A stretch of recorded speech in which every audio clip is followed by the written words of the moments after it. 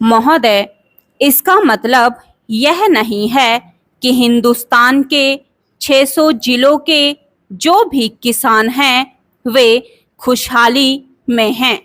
उनको किसी पैकेज या राज्य सहायता की आवश्यकता नहीं है।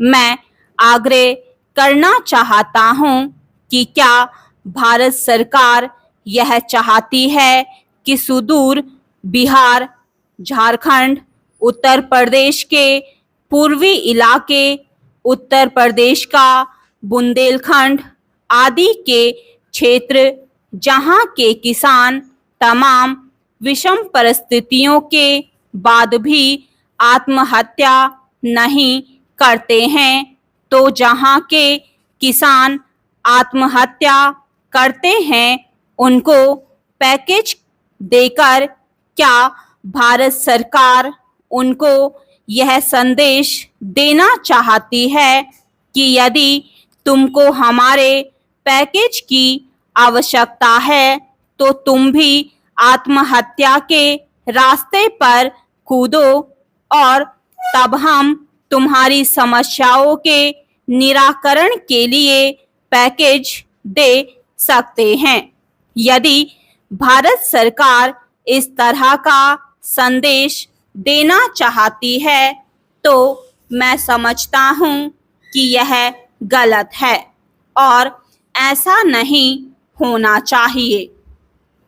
महोदय, हिंदुस्तान के सभी किसानों की समस्याएं एक जैसी हैं और इसीलिए आप देखेंगे कि धीरे धीरे हमारे देश की योजनाओं में, हमारे देश की आर्थिक तरक्की में खेती का योगदान निरंतर घट रहा है। हमारे देश की जो प्रथम पंचवर्षीय योजना बनी उसमें खेती का योगदान 56% था और वर्ष 2011 में यह योगदान घटकर 24% तक आ गया। अब अगर 10वीं पंचवर्षीय योजना के सही आंकड़े आएंगे तो यह पता चलेगा कि यह योगदान घटकर कहीं 16 से 20% के बीच रह गया है। अभी भारत के योजना आयोग ने 12वीं पंचवर्षीय योजना का दृष्टिकोण पत्र प्रस्तुत किया है। यदि उसका ठीक से अध्ययन किया जाए तो उन्होंने इच्छा तो व्यक्त की है कि हमारे देश की आर्थिक तरक्की 8% के हिसाब से होनी चाहिए।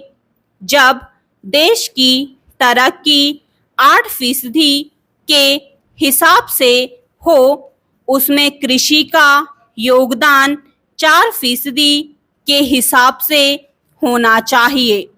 लेकिन जब उसी समीक्षा में हम पढ़ते हैं कि 10वीं पंचवर्षीय योजना में खेती का योगदान 3% के हिसाब से आर्थिक तरक्की में गिना गया था, लेकिन वह घटकर अब 1.5% पर रह गया है। कुछ ऐसे वर्ग निकले जब हमारे देश की कृषि ऋणात्मक खेती पर निर्भर करती है। जिस देश की वर्क फोर्स का 100 में से 59% आदमी कृषि पर निर्भर है। 11 करोड़ से अधिक खेतीहर मजदूर रहते हैं। उस देश की खेती ऋणात्मक दिशा में चली गई। स्टॉप।